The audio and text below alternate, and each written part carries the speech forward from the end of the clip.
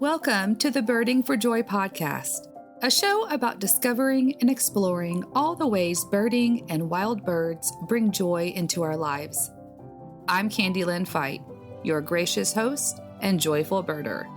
If you're curious about learning more about birding for joy, grab your favorite beverage, settle on your perch, and let's get into today's episode. Hello, birdiful friends. If you've listened to the show before, welcome back. If this is your first time tuning in, I am so happy you're here. I love waving goodbye to August and quietly slipping into the month of September. Here in Southeast Texas, the heat and humidity of summer is finally over, and the promise of the refreshingly cool autumn season lingers in the air. But there's another exciting factor to this seasonal change, and it doesn't have anything to do with pumpkin spice. I believe my fellow birder peeps will agree. Migration season is happening, and it's exhilarating. Not only is migration exciting, but when you think about the what, why, when, and how in regards to migration, there is a lot to unpack.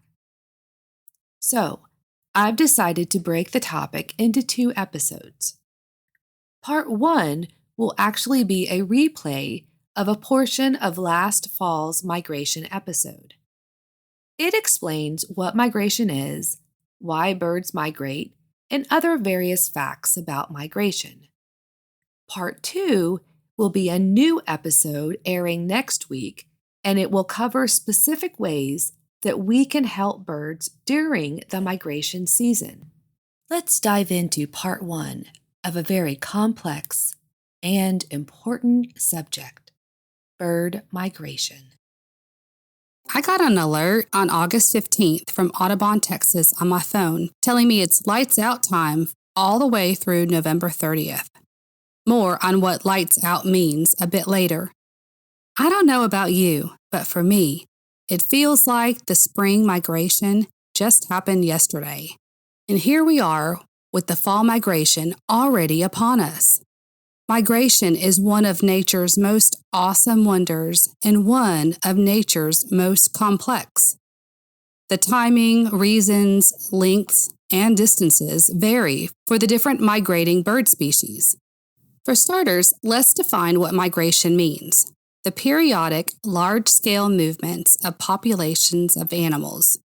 And since I live in Texas, I will focus on migration details, mostly for North America.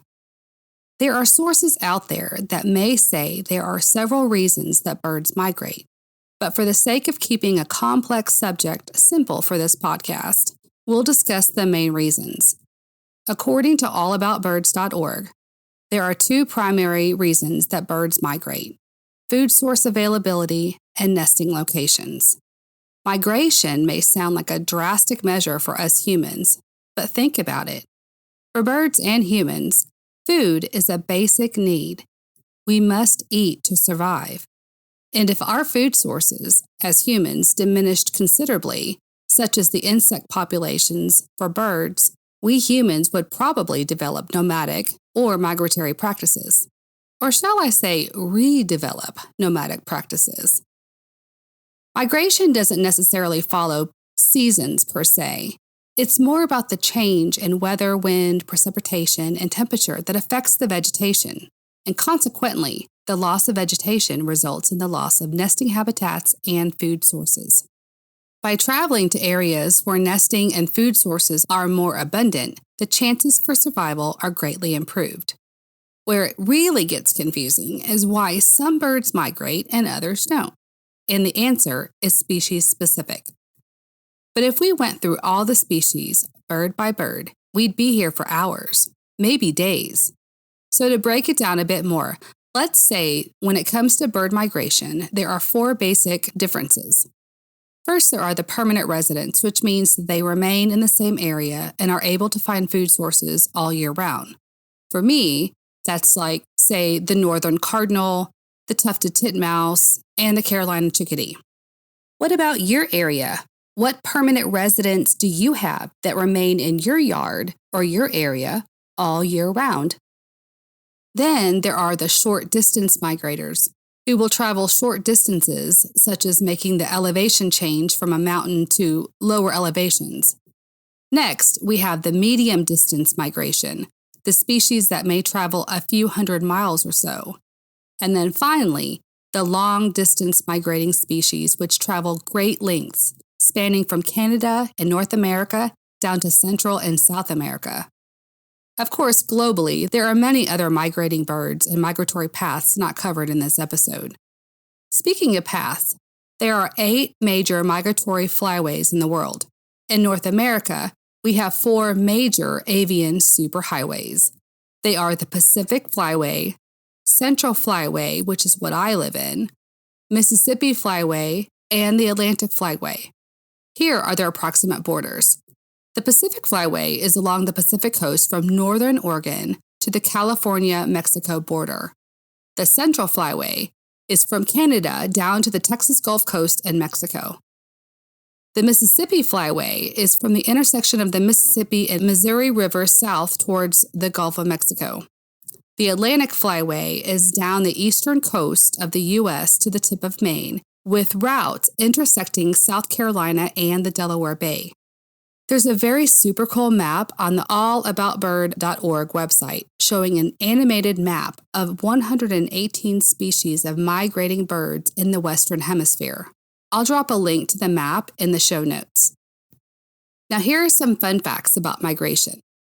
While most of bird migration occurs in the spring and fall, birds actually migrate 365 days a year. Birds fly in a V formation to create uplift, allowing them to fly longer distances while using less energy. One of the fastest migrations is the great snipe, which flies over 4,000 miles at a rate of 60 miles per hour. To help birds prepare themselves for the long journey away from home for the winter, they build up body fat. They fuel up with certain foods and reserve up to 50% of their body weight. They basically use their fat for fuel. Part B of this little fun fact is that birds can shrink and enlarge their internal organs, helping them make long-distance flights. Instinctively, migrating birds know where to migrate and how to navigate back home. They use the stars, the sun, and the Earth's magnetism to help find their way. They almost always return home to where they were born. And many, dare I say, most of the migrating birds make their flights by night because the cooler air temperatures allow them to fly further distances without overheating. According to the National Audubon Society's website, the stars and the moon aid night-flying birds' navigation, and the atmosphere is more stable given the temperatures are cooler. The last fun fact leads me to the Lights Out initiative. During both spring and fall migration times, there is a Lights Out initiative for traveling birds. The dates will vary given your area. I'll use Texas as an example.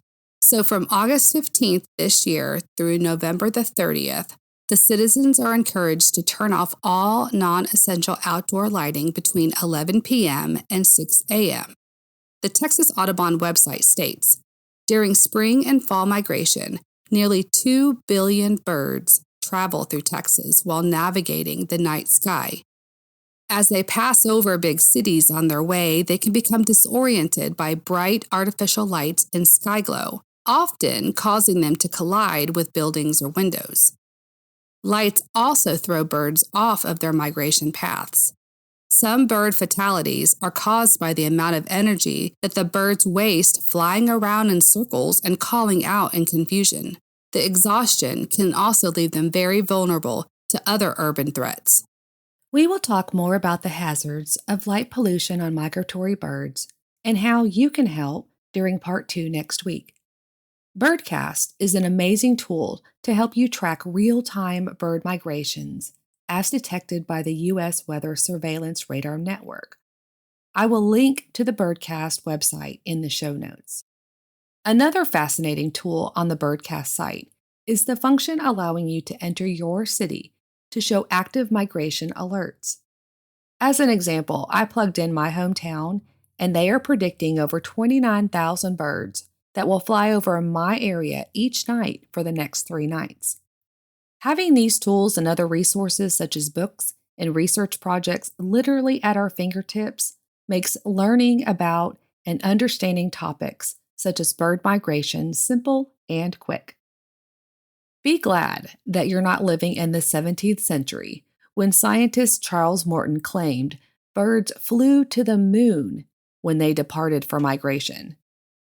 I even read online that Aristotle thought redstarts transformed into robins when the seasons changed. Yes, it is good to be living in the 21st century. To wrap up today's episode, I want to tell you about my very first fall 2024 migration experience. If you follow me on Instagram at Birding for Joy, you may have seen the reel I made just after the encounter. So it happened a few days ago while standing in my driveway talking to my daughter on the phone. Something bright yellow whizzed in front of me, so close I could barely focus on it. From the frantic flapping, I knew it was a bird. But before I could make sense of head or tail, in the few chaotic seconds that it fluttered in my face, it zoomed over my head and out of sight. The only things my brain could register afterward were the colors sunflower yellow, speck of black, wild wings, and bird. I'm not sure who was more stunned, me or that bird. The only other time I've had a wild bird, other than a curious hummingbird, that close up was when a northern mockingbird struck me in the head because I unknowingly walked too close to its nest in a bush near my front porch. According to my notes from last fall, the American goldfinches arrived about this time. So given the bright yellow and flash of black, I can only assume that's what it was. As for migration experiences, I have to say it's been the best so far. Well, I'll see you back here next week for part 2 of It's Fall Bird Migration Time. If you are enjoying the Birding for Joy podcast, I would greatly appreciate it if you would subscribe to the show. Subscribing and tuning in to the episodes lets the algorithm on each platform know the podcast is providing you worthwhile content. It also helps ensure the success of the show. Remember, the absolute best way to support your favorite podcast is by word of mouth. So make sure to share Birding for Joy with others who might enjoy listening. That way we continue to build a joyful birding community. As always, thank you for tuning in and stay chirpy, my friends.